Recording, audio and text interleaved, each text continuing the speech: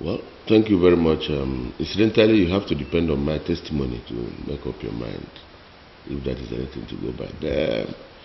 But I say it. I have gone through Abia State, running this race side by side with other people. There is no candidate that has a better understanding of the issues in Abia better than I do. And no other candidate is as prepared. I was prepared divinely from age 29 when I took a PhD in biochemistry. It's true that I didn't know that I was going to run for governor at that age.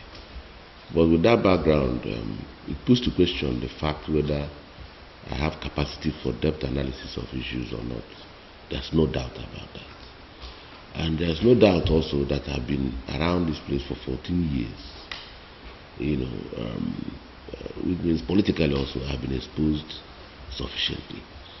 There's no doubt that in my time as general manager of Aspins, I inherited 7 months' salary and I cleared all on my own by generating the resources with which I paid off the arrears and kept 400 workers until the day I left. There's no doubt that I moved West Management from where it was to a place where we can continue to build from. We didn't do everything, but we certainly moved ahead.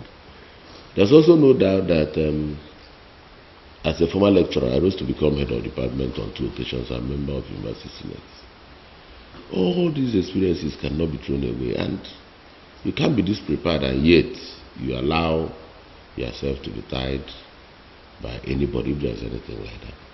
I only know that in politics in Nigeria, people dwell on things that they contrive issues, build them in the air, and then sell them to the public. Unfortunately, the gullible public like to hear things like that. Otherwise, can you show me one example of a governor that is tied by anybody? There's nobody like that. Without Tinubu, Fashola wouldn't have emerged. In fact, without Tinubu, the incumbent president, the incoming president, wouldn't have had a smooth ride. So you must seek endorsements if you are running a political race. And I'm humble enough to say that if I need endorsement, I go for it and seek. I even seek the endorsement of the Nigerian press so that they will not treat me the way they treated the incumbent governor of Abia State. They've not been very fair on that man. So having said that, anyway, when it was time for me to run for primaries of my party, I had to seek endorsement from 52 stakeholders in Abia, including the incumbent governor, including OKEZIE IKPEAZU, including Professor Anya, including Ojo Madekwe, including Vino Bulafo. And I can't be tied to all those people. But those who sought those endorsements and couldn't get them, turned the table and started shouting that somebody is going to be tied anyway. Having said that, I would like to conclude my remarks on this issue by being specific that nobody is trying to tie anybody, and nobody can tie anybody, a governor. If people are looking for people to tie, I'm not a good candidate for that.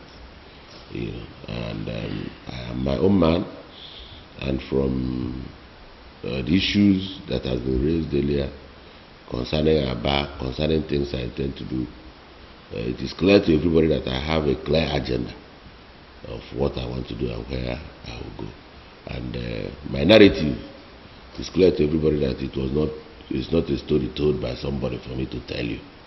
It is something that I took time to conceptualize based on my on-hand experience about the issues that we developed in Abia. So that is the matter. After May the 29th, I won't take that question again because my action will speak for me. Yes. Thank you. Let me start with the fortunes of my party. As a scientist, that is what we call growth curve. Growth is one of the characteristics of everything that is living. So the growth curve is usually a dumbbell. It goes and comes to a plateau or a crescendo and begins to come down when the economists will say that you have started experiencing diminishing returns.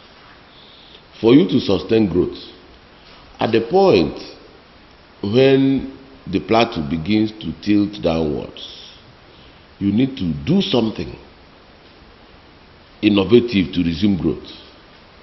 At times you kill and plant, and then the plateau will continue, rise will continue, and you produce what we call a regular hyperbola. But if you don't do it and you allow the downward trend, you begin to slide down and it becomes a regular dump shape. That is what the growth curve is. So PDP has been around for 16 years, and at a point the party started experiencing diminishing returns. One, it doesn't matter how well you do what you try to do. If people lose their capacity to compare between two things, then you become like a cracked record. It becomes a monolithic song. Because PDP has been around for 16 years, and we have told all the stories and people. So Nigerians wanted a change somehow. Not really because what they see is not good, but because change is inevitable. So the opposition party studied that growth curve, saw where the diminishing returns on the curve was coming, and decided to strike at that point. They did a good job. So Nigerians will, in the next few years, have the luxury of comparing between what it was under President Jonathan and what it is now. But in everything, one matter that has been put to bed regarding the disposition of my party as it concerns Nigeria is that PDP is truly one party that loves Nigeria. Exemplified by the way Goodluck Jonathan accepted defeat and decided to go.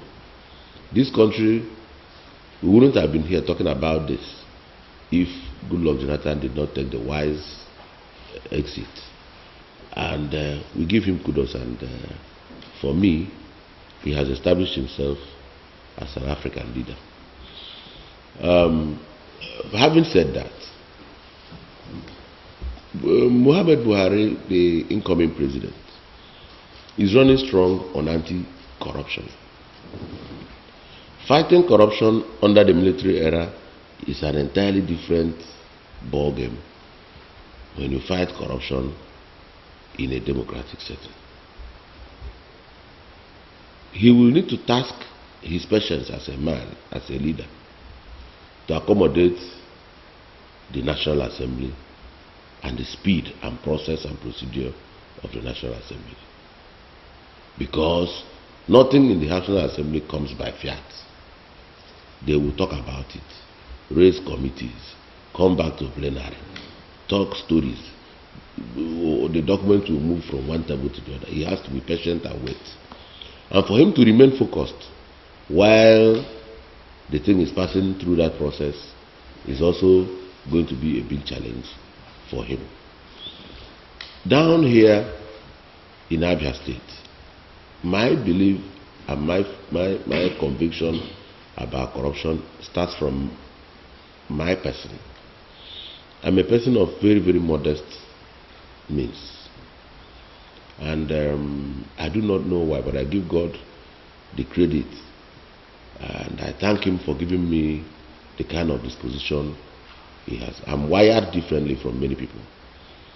The things that please and excite people do not excite me. I'm a very calm person. And I do not believe in primitive accumulation of wealth.